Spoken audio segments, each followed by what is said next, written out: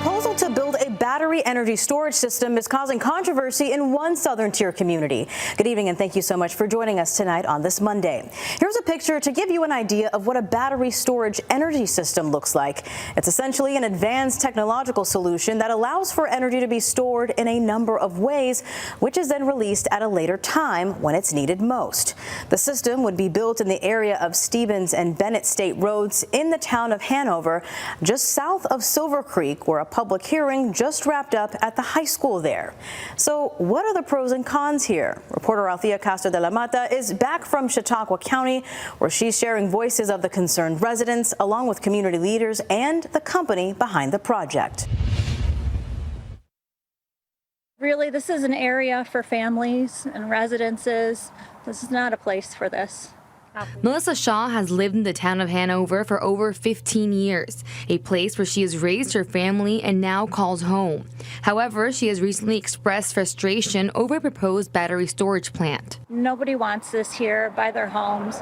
We've invested in the town and in the community. We're raising our children here. We've invested in our properties. Monday night marked the second hearing for the community to voice their concerns about the proposed battery storage project. Before we could even formally propose that project to the town, would be for the town to adopt a law regulating energy storage in the town.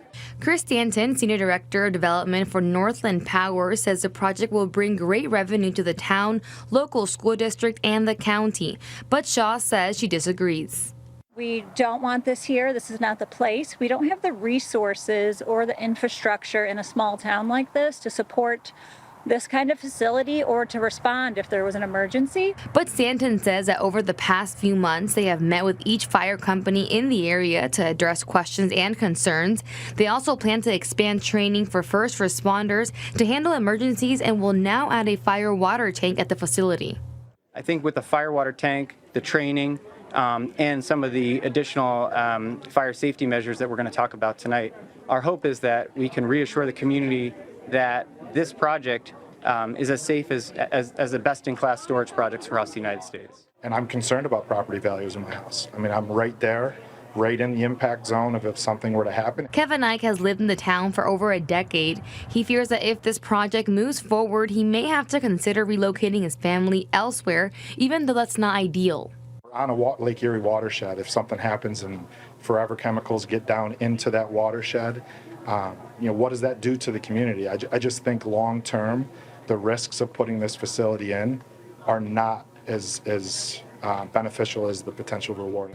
Town of Hanover Supervisor Louis Pelletier says the town board has a lot to analyze and review before making its decision. There's a lot of money in green energy for this particular minute. I don't know what the future is going to hold with the administration we have in now. And I would hate to think that we get involved down the line with a little bit of money and then the support goes away, like for the windmills and these solar panels.